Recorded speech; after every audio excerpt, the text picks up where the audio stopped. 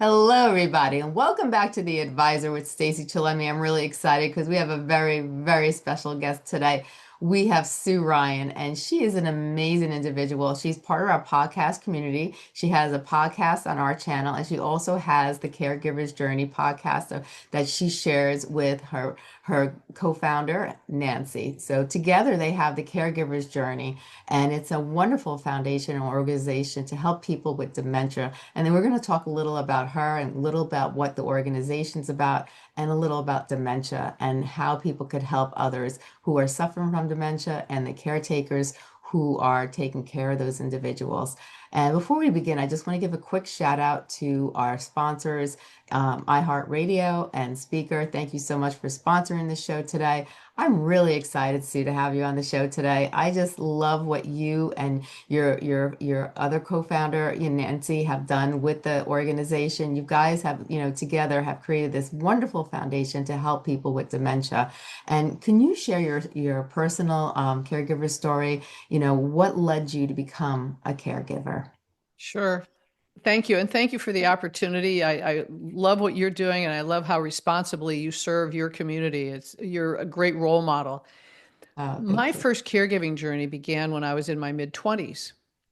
And it was when people didn't talk about diagnoses, there weren't caregiving support groups, there wasn't information that was in plain English where you could get any information. And it was really, really frustrating in the beginning because I didn't know what I didn't know, and I Yeah, didn't know where to turn, and I couldn't find information.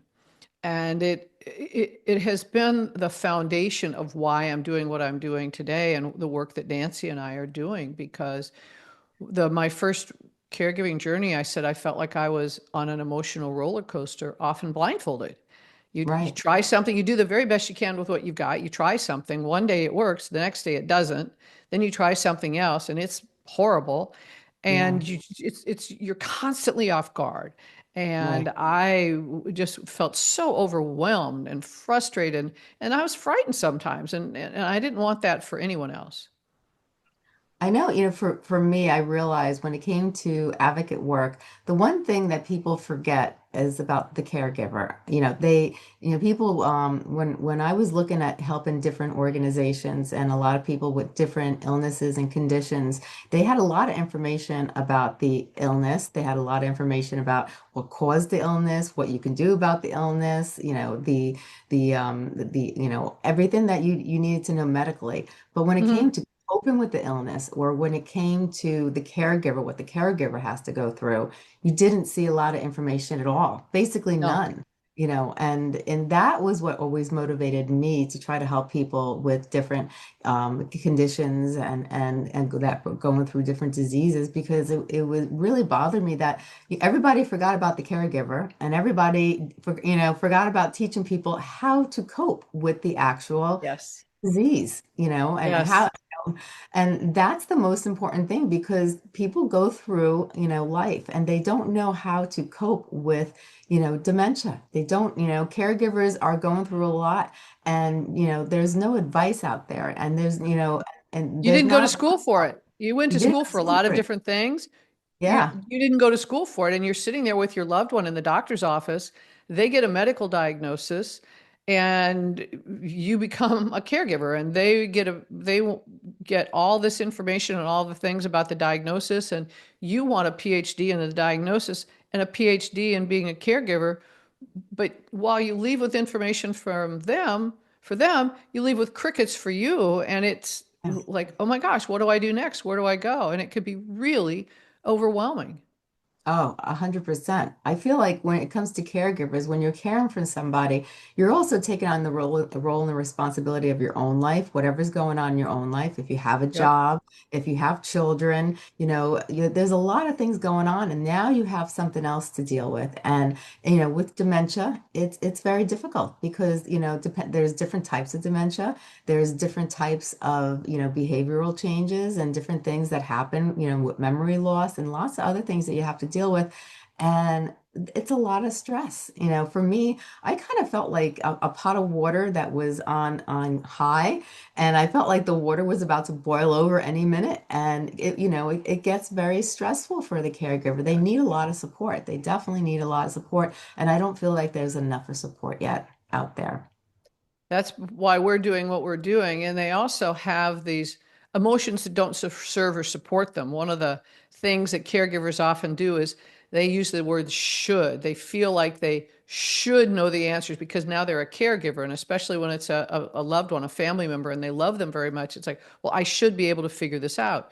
No, you Yeah, shouldn't. It's not a should. Don't should on the journey. It's yeah, there are, you don't know the questions. I mean, I know that it took me many years to learn the questions, and so many people, when they're a brand new caregiver, they don't even yeah, know the questions to ask. right. And they feel like they quote unquote should know what to do or they should be able to handle everything. Mm-hmm. No, not so much. Right. You Exactly. don't know what it is you don't know, and that's reasonable. Yes, and a lot of people are hard on themselves. They feel that they like you said, they should. But how are you able to when you don't have the support that you need? And a lot of times a lot of these pharmaceutical companies, they're coming out with medications, they're coming out with all this other, things, but they're not coming out with support groups. And they're not they're, and then a lot of the universities that are, providing, studies, they're focusing towards the studies, but they're not focusing towards the people who have the dementia, and the caregivers and the family members that are dealing with it also.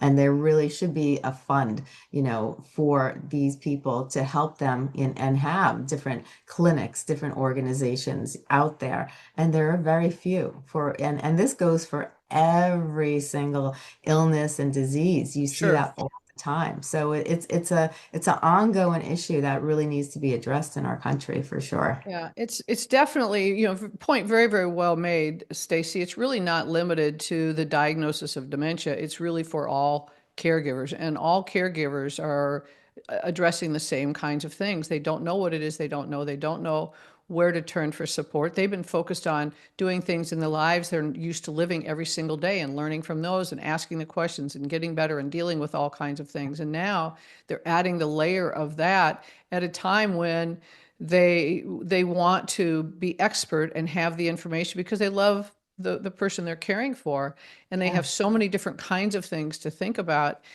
It's very disruptive in their lives in a way where they don't know where they can get balance, and then they start saying, okay, well, I've got to try to figure this out, and they're trying to figure it out on their own, or they're trying to take on additional responsibility and doing one of the very worst things possible, which is diminishing their own self care because they Yeah. haven't learned yet the most important thing they can do as a caregiver is to practice self care. Yes. And that's a lesson so many caregivers, including me and including Nancy, have learned the hard way. And that's another reason we're doing what we're doing is to share with people the importance of the lessons we've learned. Most of our podcast episodes that are the most impactful are the ones where we're sharing what didn't work or what we didn't know and that we Yeah. learned the hard way. And we don't want people to have to learn the hard way. We want it to be easier for them. We want them to learn faster and not be Yeah. so overwhelmed and know that there is help all around. And to Mhm. your point, more and more people and more organizations are trying to find ways to provide that support. And there's a lot of catch up to be doing. And Yes. it's still significantly underserved, as you identified. And it's going to take some time. And yet, help is around. Yes, it is. I think, a lot of people just have to have organizations like yours and just, learn where all the different opportunities to help themselves and to also help the person who's suffering. I find that many people are kind of lost. They don't know where to begin. They don't know where to go to, and the information isn't really dispersed. It's not, you don't see a lot of information in doctors' offices. You don't see a lot of information on TV. So people don't know where to go to find the information. And like you said, and you made a very good point, self-love. I know for me, when I was caretaking for three people at the same time, my health just diminished. I just felt like the walls in my immune system broke down, and I basically invited every, illness available to come Yeah. into me. And I saw my health just declining because I was so immersed in helping everybody else. The last person I was thinking about was myself. Sure. And it's when we talk about health, and you alluded to it, it's your mental, your physical, and your emotional health. Yeah. And it's hard to get a grasp on them because things are coming at you from so many different directions. However, when you do get help and when you do recognize that there are people around and there are solutions that you can get, Hmm. and you quit feeling like you need to be able to do it all on your own, and you Yeah. begin to accept help that people are offering, you can kind of take a breath a little bit. You can kind of get into a little bit more controlled environment. And you can say, yes, the most important thing I can do is to care for me so that I can care for my loved one. Yes. And the other part of that is, yes, it is okay for me when someone says, would you like some help? To say, Right. yes. I feel like when you're going through something like dementia, it's very hard because you want to be, you want to try to be as positive as you can. But the problem is that you're powerless in this situation. So there's nothing you can really do to make the dementia go away or to make the situation better. So the basic only thing you can do is stay positive and try to be positive and give positive energy to the person who is suffering. For you, because you have a beautiful story that you may want to share, how were you able to stay positive? Or because I'm sure at that point you felt powerless and hopeless at times, and then you tried to probably, be positive in certain situations. How did you balance it all out? That's such a great, excuse me, great question. Thank you for, excuse me, thank you for asking that. I had been on multiple caregiving journeys before my dad was diagnosed. My dad, my hero. And Hmm. when he was diagnosed, I understood that they only have access to what's in the moment. And I understood it. I had been a dementia caregiver multiple times. And yet it was really hard for me to grasp the fact that things my dad had been teaching me my whole life. Yeah. He said, I want to teach you how to think. And he'd say, in case I'm not here to help you, which I didn't never occurred to me that it would be while he was still alive. And it was when I reflected on an experience where I had really let him down, and I said, what is it that I'm not doing? And how is it that I could be better at what I'm doing? And I recognized that I accepted my dad's diagnosis, but I hadn't completely accepted it. And I was present with him, but I wasn't fully present. And one of the things that occurred to me in that moment was called what I call massive acceptance and radical presence. What I Hmm. do now is I accept exactly what is in the moment. I don't have to like it. I don't have to understand it. I don't have to agree with it. I just have to accept in this moment, this is exactly what is, and accept it without judgment of myself, of the Right. situation, or of anyone else. And when I do that, I can Hmm. be absolutely fully present in this moment, which is, really all we have. Right. And I can make the wisest choice. And what that freed me up to do and has for the rest of my life since that moment is now because I stay so fully in the moment, I'm able to see beauty in even the tiniest little moment in the Yeah. journey. And Hmm. I'm also able to make the wisest choice when it would be a very challenging decision, not second guess myself, not judge anything, just say, "Well, this is what it is." Yes. And I now use that in every part of my life. And so I am very confident, balanced, and supported in my life now, and feel much better about it. It transformed the way I was able to care for my dad, and then carry that on. My dad and my husband overlapped by a few years, so I had about 16 years with both of them.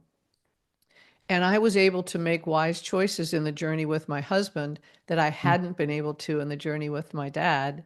And I Yeah, felt like that was one of the gifts of my dad was actually giving me was another lesson right. that I then was able to now I live my life through it. And it's a great way to live my life. I love that. Now, how did you navigate the feelings of guilt, grief, or burnout that many caregivers experience? In the beginning, my first journey, I did have that. I feel so guilty. I would say that every once in a while. And then I learned and I studied this because one of the things I recognized is guilt and grief are things that are modeled for us. We don't look them up in the dictionary. We don't go to school for them. And I was feeling guilty. For example, I'll say with my dad, I was feeling guilty that we couldn't do the things we used to do before that I Mm. was going to be able to do. Right. And I looked up guilt in the dictionary and it's like guilt like you did something really really bad. And I Yeah. said, "What is the emotion I'm really feeling?" It was not guilt. It Hmm. was that I had been trained when something goes wrong to associate it with being feeling guilty.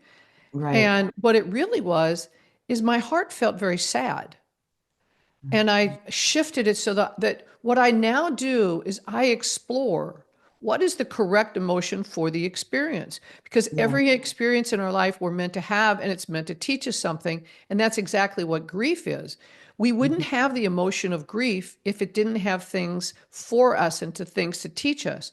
And the diagnosis, for example, like dementia, we have what I call drip grief.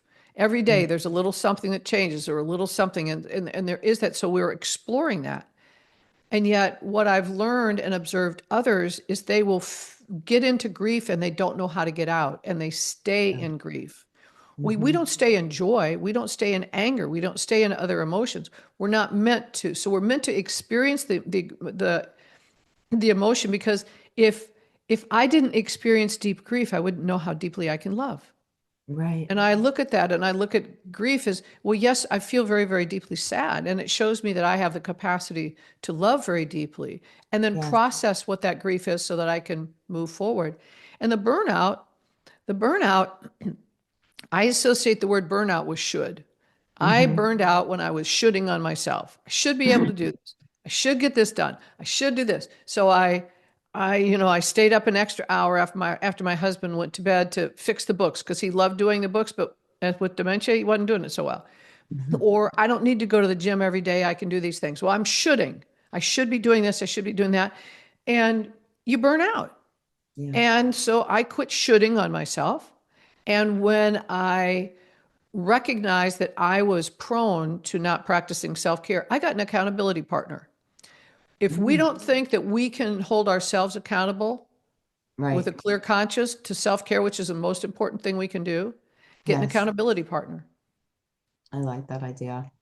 I think everybody needs a coach. And I think everybody gets, it's always helpful to have somebody, especially accountability coach, especially when you're going through something, because it's so easy to get off track, or it's so easy to get, for your mind to go in so many different directions, and then you don't get anything accomplished. And to have an accountability coach where you look at the whole situation, you strategize, and create a strategy, that's going to help you get through whatever you're getting through and reach the goals you want, and then they keep you accountable, and help create little to-dos each day, Yes.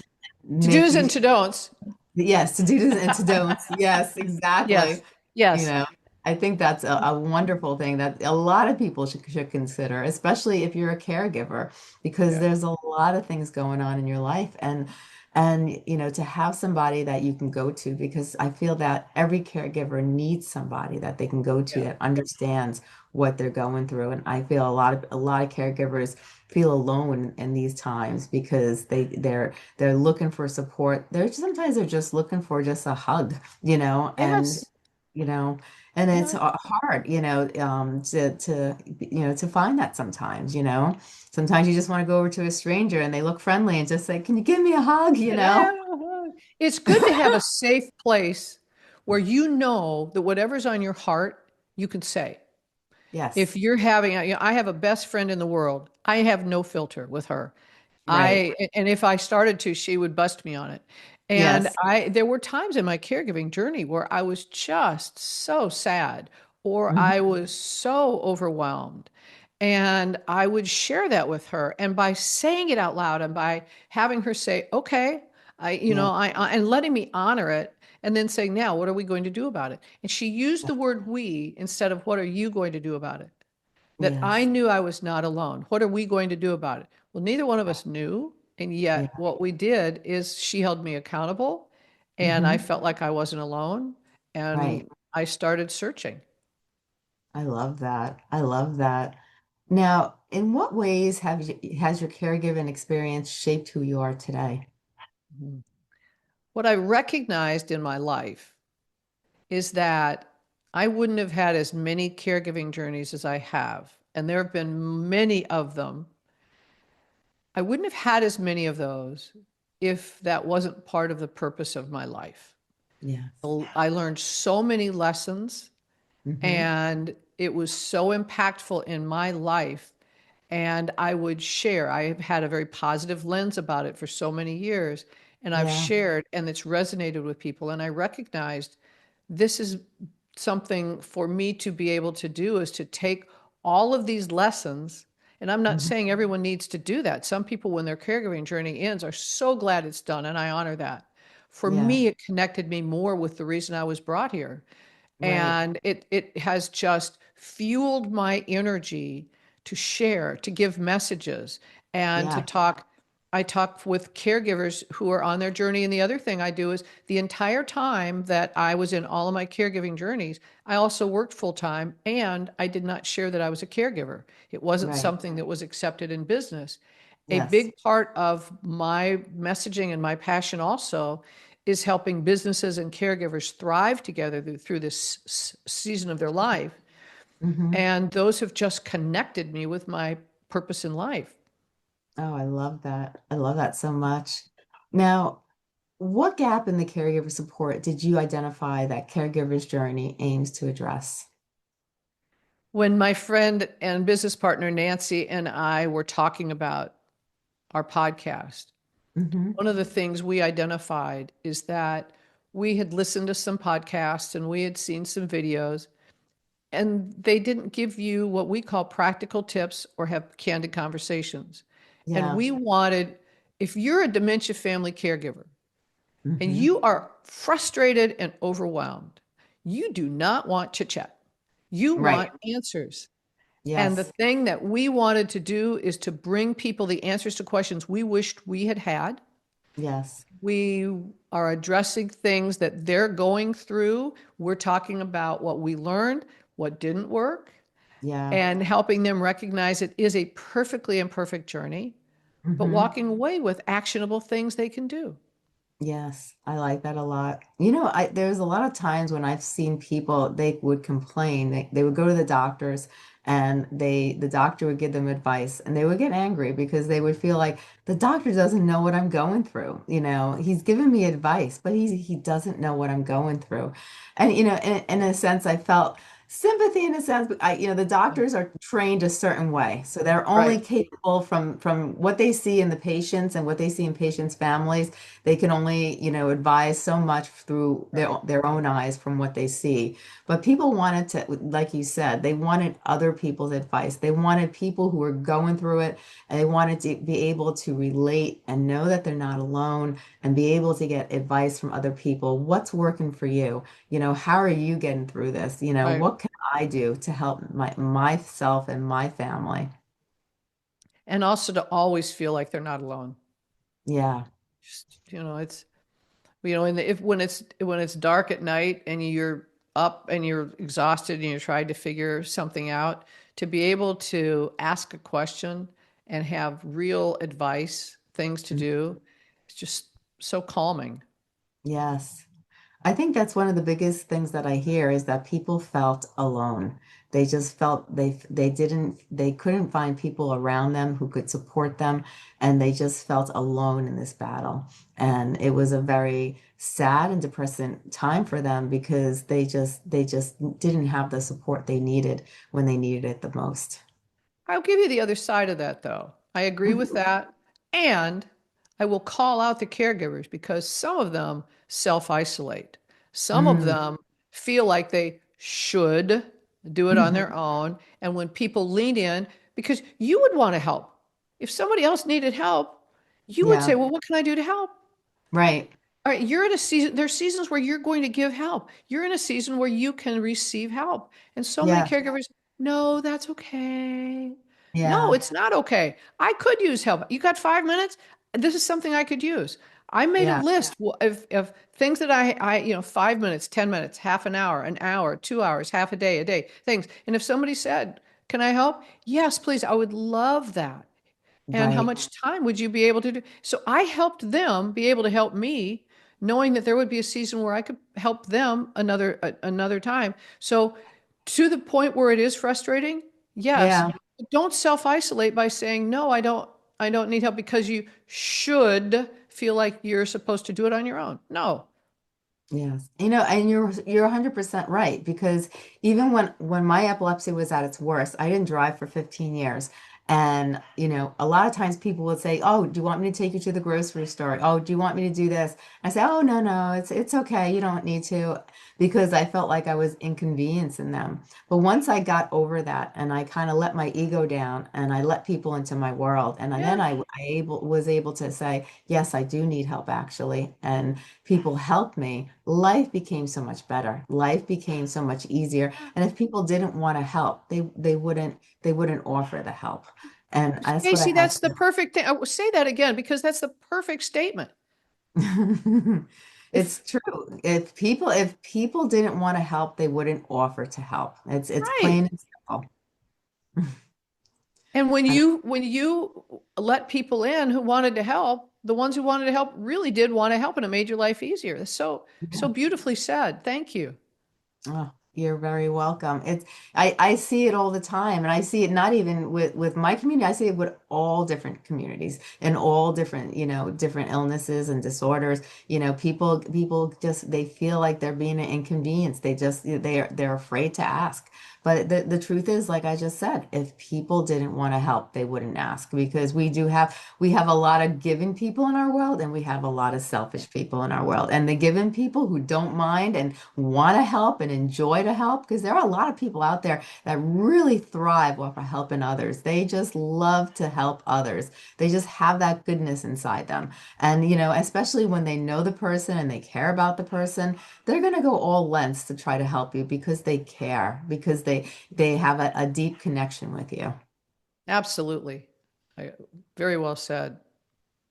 Now, in what caregiving ways have you have in let's say so the gap in caregiver support, did you identify the caregiver's journey to aim that address? What we aim the caregiver's journey for is for caregivers to find a home for practical information that's actionable and they can do right now. Things where they've got a runway that they Hmm. could be doing things now ahead of time Right. and resources that are out there to support them on their journey. Things that move them forward on their journey physically, mentally, and emotionally, financially, legally. We had an episode with two elder law attorneys who are very seasoned in their work. The amount of great advice they gave and the number of people who commented on, I had no idea. This is Yeah. so helpful. So when they have a pathway and they have got some time where they can be thinking of things, those are the kinds of things that we're so passionate about. Yes. And I think it's so important too for people to understand that there are a lot of ways when my relatives were ill and they were getting ready to pass over and I was taking care of them. They needed a lot of medical help and their insurance was not going to cover it. And by contacting HR and by contacting the hospitals and by contacting different organizations and say, "Hey, I need help." People actually were able to go in, change their insurances, change things around, and they were able to get covered for things they normally wouldn't get covered. And if Mm. these are things that I didn't know how to do myself, but I contacted people that knew how to do these things, and they were able to switch things around and make it easier. So these people got the care they needed, during their journey, to the heavens, during that whole process, but it was, you need to reach out. There are a lot of organizations out there that will help you with healthcare, will help you with legal issues, will help you, with lots of different things. And you have to just be able to ask. And I think that's one of the problems too, is that people don't ask, people don't reach out. But if you do reach out, especially to organizations, they have the resources. And then if you call and you ask for help and they can't help you, I'm sure the other person will have another number for you to call and to get that help. Yeah, one of the phrases that I have been using for many years, it's what we close every one of our podcast episodes with, is we're all on this journey together. Yes. And to your point, which is so well made, you're trying to find out about insurance. Well, you don't know what it is you don't know, and you call somebody. Well, they may not be the person, they may know someone. And so often people want to help, and Yeah. we recognize that we don't have all the answers. I talked to several people who've said that they felt ashamed. For example, when the loved one was the husband, and the husband had done the finances and insurance and all these things, and now you've got the spouse, and they don't know the things, and they felt stupid, and they felt insecure, and they Yeah. felt, well, if I call the financial advisor, they're going to think, well, well, what's she doing? And they've judged themselves so poorly. This is Yeah. a time to let go of that. So many people, and not everyone in the world wants to lean in and help. So many Yes. people do, however. Don't suffer in silence or judge yourself.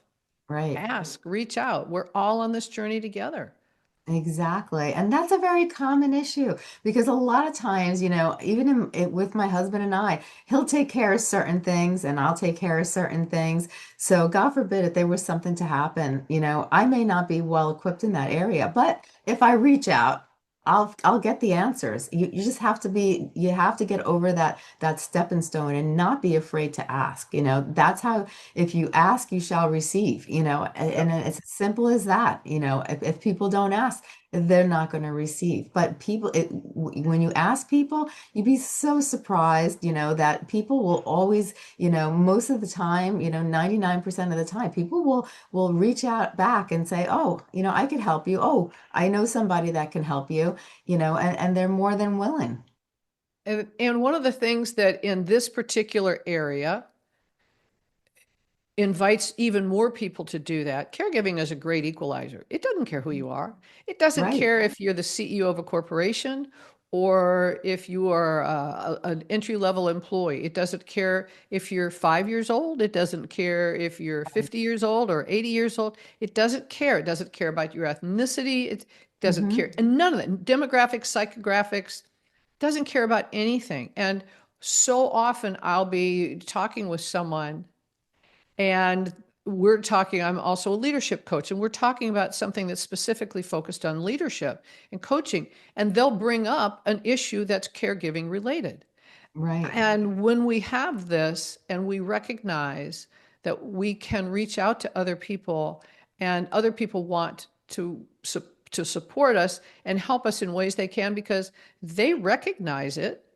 Yes. And CEOs of corporations have said it's the hardest thing I've ever knew. A former PepsiCo CEO said it's the hardest journey I ever had was Yeah. caring for my aging loved ones. It was much harder than running Pepsi.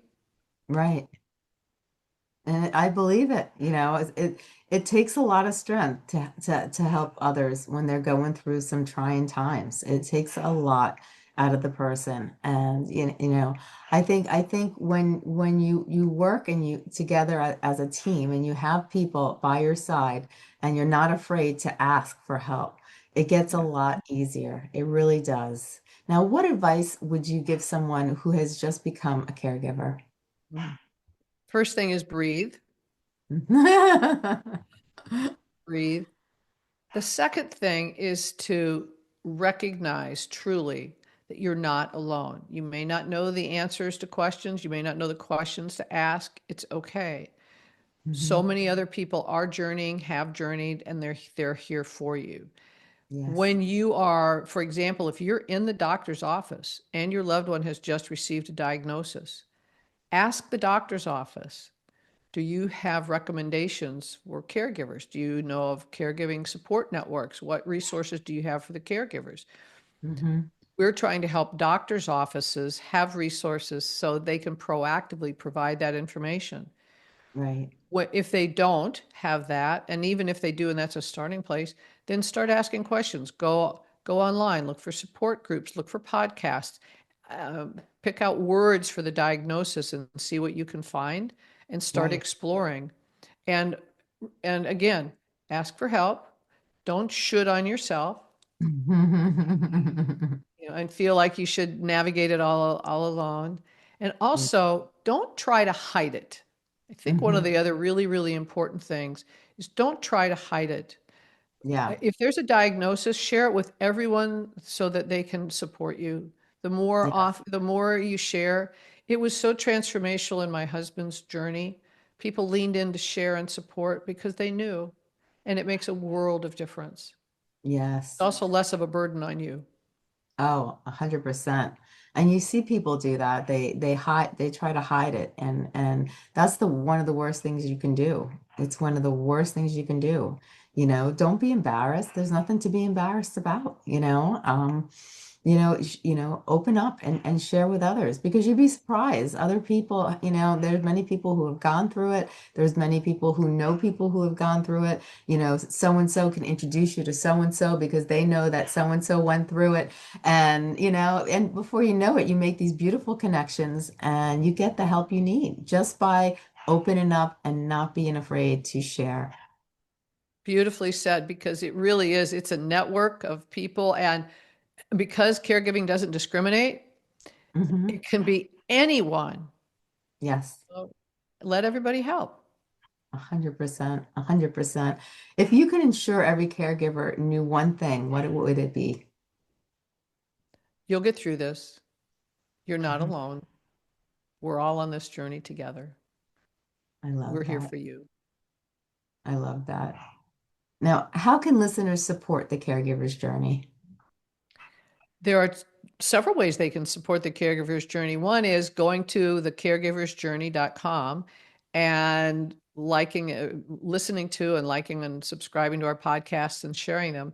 The other thing we did that's in alignment with our beliefs is that we actually created the caregiver's journey as a nonprofit. We wanted to Hmm. make sure that everything we did focuses most on getting support for family caregivers, not for financial gain. And Yeah, if you believe in this, you can actually, on our website in the top right corner, if you choose to, you can donate to the nonprofit, which will go to supporting us being able to provide these and other messages to family caregivers. I love that. Now, if you had to, sum it up and really emphasize on some important factors from our conversation today, what are some things you'd like the audience to take away from this conversation?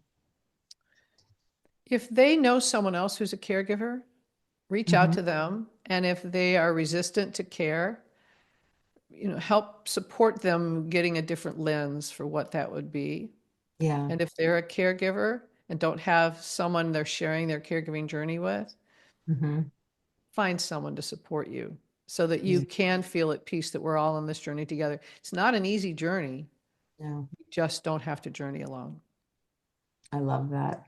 Now, where can people find you and find your organization? It's thecaregiversjourney.com.